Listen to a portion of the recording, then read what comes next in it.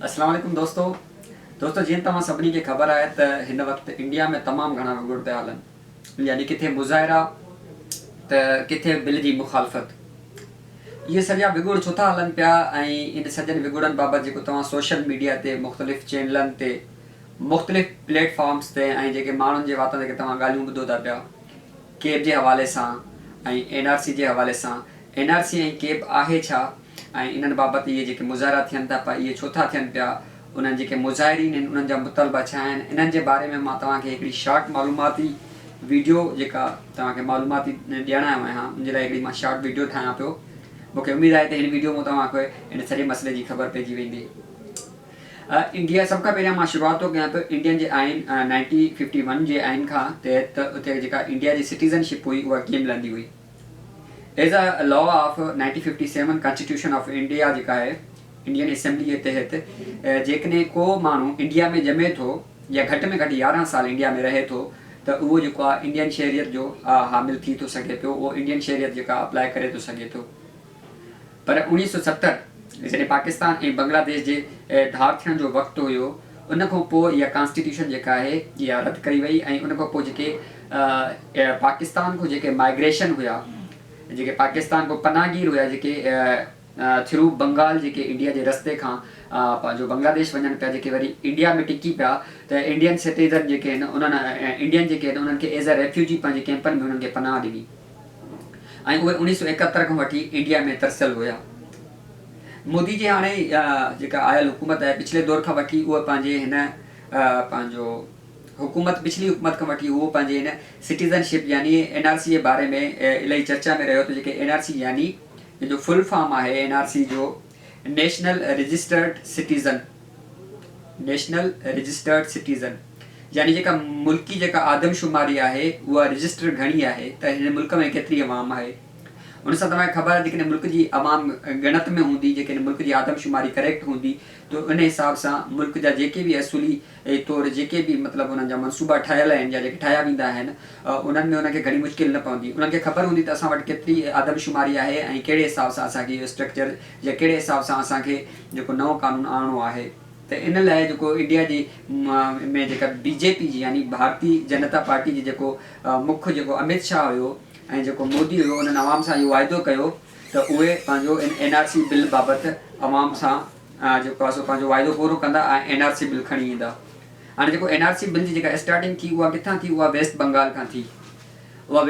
खां थी। ऐं उनमें जेके बंगाल में रहंदड़ मुस्लमान हुआ जेके 1971 में जेके पाकिस्तान खां माइग्रेशन करे इंडिया विया यानी जेके उते उन्हनि जे कैंपनि में रेफ्यूजी थी विया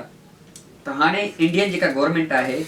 उहा NRC जे तहत उन्हनि खां पुछे पई जेकॾहिं तव्हां हिते रेफ्यूजी थी आया आहियो त तव्हां वटि जेकॾहिं परमानेंट तव्हां रेज़िडेंस आहियो इंडिया जा त तव्हां उनजा असांखे डॉक्यूमेंट्स ॾेखारियो, न त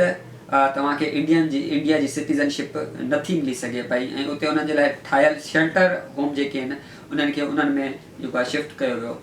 छो जो उतां जा मुस्लमान जो चवणु इहो आहे त असां केतिरनि ई सालनि 90 ॾाॾनि खां वठी हिते रहूं था पिया ऐं जेको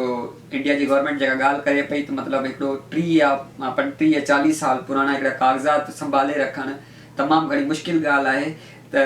इन जेको सिलसिले में उते वेस्ट बंगाल में या बंगाल में जेको आहे सो तमामु घणा मुज़ाहिरा बि थिया जेका उतां जी वज़ीर आला आहे ममता बनर्जी उन्हनि ख़िलाफ़ु इन कानून ख़िलाफ़ु जेको आहे सो घणा एहतजाज बि कया ऐं पार्लियामेंट में पंहिंजो रद्द अमल बि ॾिनो। उन खां पोइ इन सॼी सिचुएशन खां बाद जी ॻाल्हि आहे जेका 2014 खां पोइ वरी जेको आहे इंडिया जे पंहिंजो असेंबलीअ में हाणे 12 डिसंबर 2019 में हिकिड़ो बिल जेको आहे सो पेश कयो वियो ऐं पेश करे उहो मंज़ूर बि कयो वियो जंहिंखे केब जो नालो ॾिनो वियो आहे। ऐं उन जेको इन बिल आहे इन बिल में मतिलबु इहो चयो वियो आहे त जेको इंडिया में हिकिड़ी मख़सूस 6 क़ौमूं आहिनि। अच्छा, सभ खां पहिरियों मां तव्हांखे ॿुधायां त केब आहे छा। केब आहे सिटीज़न अमेंडमेंट बिल यानी शहरियत जे हामिल बिल। उन शहरियत खे मतिलबु हासिल करण लाइ कहिड़ी अमेंडमेंट या कहिड़ा उनखे मतिलबु क़वानीन जेके आहिनि से उहे पूरा करणा पवंदा इंडिया जी सिटीज़नशिप हासिल करण लाइ। उन बिल में उन्हनि 6 क़ौमुनि खे जेको आहे सो मतिलबु आज़ादी ॾिनी त उहे इंडिया जी सिटीज़नशिप वठी था सघनि पिया। उन्हनि 6 क़ौमुनि में जेको आहे सो सभ खां पहिरियां त हिंदू, सिख, ईसाई, बुद्ध ऐं जैन ऐं अहिड़े क़िस्म जो मतिलबु 6 क़ौमूं शामिलु हुयूं। हाणे उन बिल में जेका हिकिड़ी क़ौम शामिलु न हुई उहा हुई मुस्लिम। हाणे उन्हनि में मुस्लिम खे जेको उन्हनि शामिलु न कयो जेके उतां खां आयल, छो जो जेकॾहिं इंडिया अफ़गानिस्तान या बांग्लादेश में जेकॾहिं जंग हाल में उन्हनि वटि के पनाहगीर विया आहिनि त उन में तमामु घणी जेका तादाद हुई उहा मुस्लमाननि जी हुई ऐं हिननि जेका रुकावट बि लॻाई उहा मुस्लमान लाइ, त उहा मुस्लमाननि खे उतां जी सिटीज़नशिप नथा ॾेई सघनि पिया,